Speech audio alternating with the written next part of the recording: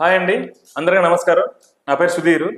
ప్రస్తుతం ఉన్న రోజుల్లో చాలా మంది వాళ్ళ యొక్క కుటుంబ భవిష్యత్తు కోసం రకరకాల ప్లేసుల్లో పెట్టుబడి పెడుతున్నారు. అంటే మ్యూచువల్ ఫండ్స్ అని, కొంతమంది స్టాక్స్ అని, తర్వాత ఎల్ఐసీలు అని, తర్వాత ఓపెన్ ల్యాండ్స్ అని, అలా రకరకాల పెట్టుబడులు పెట్టి వాళ్ళ యొక్క ఆర్థిక భరోసాకి దోహదపడుతున్నారు. మనం చూస్తూ ఉంటే గత 5 సంవత్సరాల నుంచి కూడా ఎర్రచందనం ఫార్మ్ ల్యాండ్స్ అనే పెట్టుబడిలో కూడా బాగా సేల్స్ అనేది జరుగుతుంది.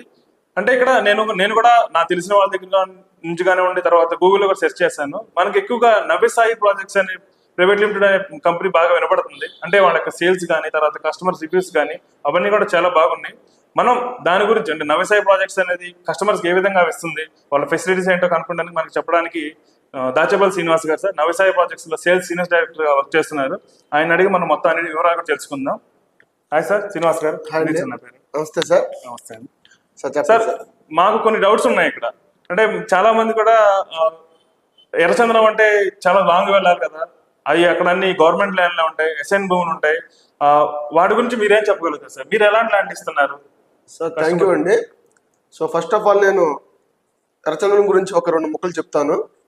విషయం ఏంటంటే చాలా మంది పెట్టుబడి పెడదామని బయట రియల్ ఎస్టేట్లో చూస్తూ ఉన్నారు. కానీ ఎర్రచందనం ఫార్మ్ ల్యాండ్స్ కనుక పెట్టుబడి పెట్టగలిగితే ఖచ్చితంగా వాళ్ళ పిల్లల భవిష్యత్తుకి 12 నుంచి 15 సంవత్సరాలు తక్కువగా 90 లక్షల నుంచి ₹1 వచ్చే అవకాశం ఉందండి.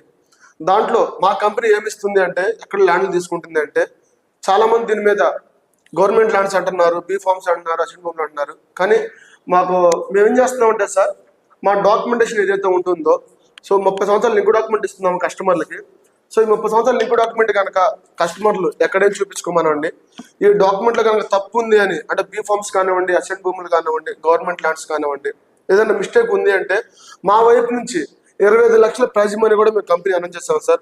సో అంత పకడ్బందీగా ఉంటుందండి. ఓకే సార్, మీరు 12 నుంచి 15 సంవత్సరాల మధ్య చెప్తున్నారు. చాలా మంది ఎర్రచందనం అంటే 30 సంవత్సరాల పైన బతకాలంటున్నారు కదా. అంటే 12 నుంచి 15 సంవత్సరాలు మీరు ఏ విధంగా ఇస్తున్నారు సార్? అది వాస్తవమే సార్. యాక్చువల్ గా ఒక ఎర్రచందనం మొక్క కరెక్ట్ గా మంచి గ్రేడ్ రావాలంటే 25 ఇయర్స్ పైన ఉండాల్సిందే. కానీ మనం మంచి గ్రేడ్ రాదు, మన దగ్గర సి గ్రేడ్ మాత్రం వస్తుంది. అది కూడా 12 నుంచి 15 సంవత్సరాలు మాత్రమే వస్తుంది. అడవుల్లో పెరిగే మొక్కకి ఎవరు నీళ్లు పోయారు, ఎవరు ఎరువేయరు, ఆ సైడ్ కొమ్మలు అయితే ఉంటాయి, ఎవరు మెయింటైన్ చేయరండి. సో దాంట్లో ఫామ్ అయ్యే హార్డ్వుడ్ ఏదైతే ఉందో అన్ని బ్రాంచెస్కి చుట్టుపక్కల కొమ్మలకి స్ప్రెడ్ అవుతుంది కాబట్టి అక్కడ టైం ఎక్కువ తీసుకుంటుంది.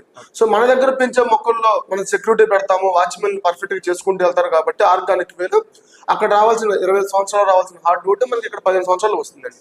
ఓకే, అంటే మీరు అన్నట్టు చాలా మంది అంటే